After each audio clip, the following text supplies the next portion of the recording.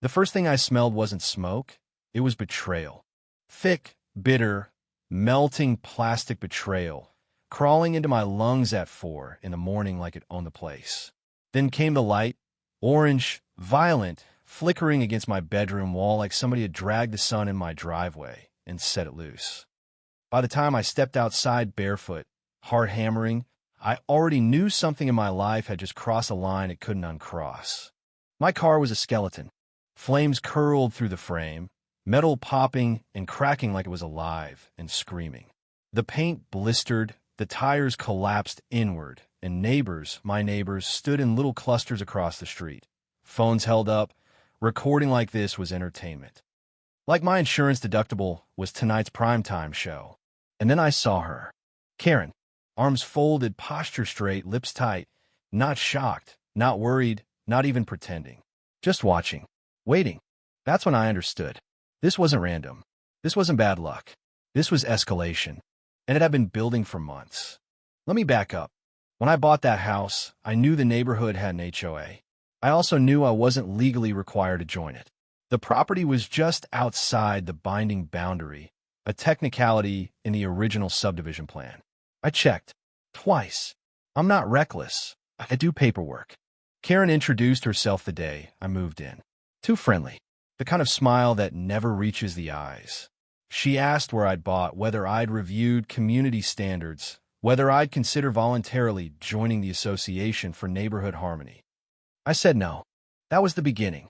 First came the bright orange notices taped to my door. Trash can violations, lawn height warnings, aesthetic inconsistencies. Funny thing, every other house had the same violations. Only I got the paperwork. Then the fine started. $50, $75, $154 noise complaints on nights I wasn't even home. I ignored them. Then one afternoon I came back from work and found a tow truck in my driveway. Hooks under my car like it was roadkill. Unauthorized vehicle. The driver said, not looking at me. HOA order. I'm not in the HOA. He shrugged. Across the street, Karen watched. That smile again. You ever feel someone trying to erase you slowly? Not attack, erase. Like you're a typo in their controlled little world. Neighbors stopped waving. Doors didn't open when I knocked. Conversations died when I walked up. Karen wasn't just harassing me. She was isolating me. Then one Tuesday, I came home and something felt wrong. Nothing stolen. No broken glass. But drawers were shifted. Papers out of place.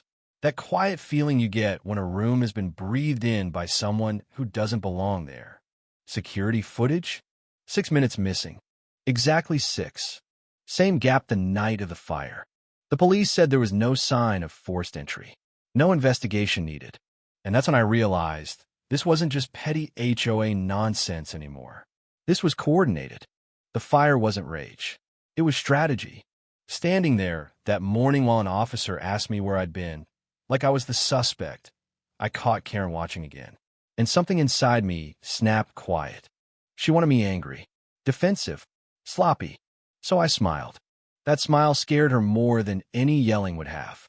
Because I wasn't going to react. I was going to dig. Act 2 started with a laptop and a legal statute most people don't even know exists. HOAs are required to keep records. Financial statements, contractor invoices, meeting minutes, complaint logs, and homeowners have the right to request them. So I did. 5 business days to comply. Day 6. Silence. That silence was louder than the fire. I filed a complaint with the state regulatory board. Subpoenaed banking records. Started cross-referencing contractor names with business registrations. What I found wasn't sloppiness. It was theft. Massive withdrawals labeled as landscaping improvements and infrastructure repairs. Contractors that didn't exist. LLCs registered in other states with no operating history. Shell accounts tied back to a personal bank number that wasn't hard to trace. Karen wasn't just harassing me. She was laundering HOA funds. And then I found something uglier. A payment categorized as security consulting. It matched a deposit into an account belonging to a relative of one of the responding officers the night of the fire. That's when the picture sharpened. The fake complaints. The coordinated police pressure. The missing fire report. This wasn't neighborhood drama. This was organized fraud. But here's the twist, and this is the part nobody saw coming. 3 houses down lived Frank. Retired. Quiet. The kind of guy who waters his lawn at dawn and minds his own business. He knocked on my door one evening. "I shouldn't be telling you this," he said, glancing over his shoulder. Karen had been bragging, telling the board she'd taken care of the problem, saying I wouldn't last. Frank handed me copies of emails. Board communications. Karen instructing members to file simultaneous complaints against me. Harassment, threats, vandalism, to create a legal record. A wall of accusations timed perfectly to block any lawsuit I filed. She thought she was cornering me. What she didn't know, I'd already filed. Fraud, embezzlement, defamation, civil conspiracy. And I didn't just send it to the court. I sent it to the press. If there's one thing corrupt people hate more than lawyers, it's sunlight. Court day felt colder than the night of the fire. Karen walked in polished, composed, like this was another HOA meeting she'd gavel into submission. But the first time the bank records hit the screen, her jaw tightened. The fake contractors, the shell companies, the police-linked payments. And then, the second twist. Her own board members flipped. One by one, they testified. Emails projected behind them. Instructions from Karen to falsify complaints. To pressure homeowners into foreclosure. To acquire properties through shell bids. She wasn't protecting the neighborhood. She was harvesting it. The judge didn't blink. Personal liability. Restitution. Dissolution of the HOA. Criminal referral for fraud and conspiracy. For the first time since I'd known her, Karen looked small. But she still tried one last move. The next morning she vanished. Drained accounts. Cleared out. Headed for the airport. Greed makes people sloppy. She moved money to a hotel near the state border. The transaction pinged through the frozen asset watch list my attorney had already set up. By the time she reached security, warrants were waiting. No smile that time. No posture. Just shock. Act 3 doesn't feel like revenge. It feels like quiet. Karen went to prison. Her assets were liquidated. And the house across the street, the one she stood in front of while my car burned, went up for auction. I bought it. Not to live in. To transform. We turned it into a community center. Legal aid workshops. HOA transparency seminars. A shared garden in the backyard. The same neighbors who once avoided eye contact now bring coffee to planning meetings. Here's the part that stayed with me, though, the part that stung longer than the fire. Karen didn't start as a villain in a movie. She started as someone who wanted control. And every time nobody challenged her, that control grew teeth. Power, when it goes unchecked, doesn't just corrupt systems. It rewrites reality. I almost let her rewrite mine.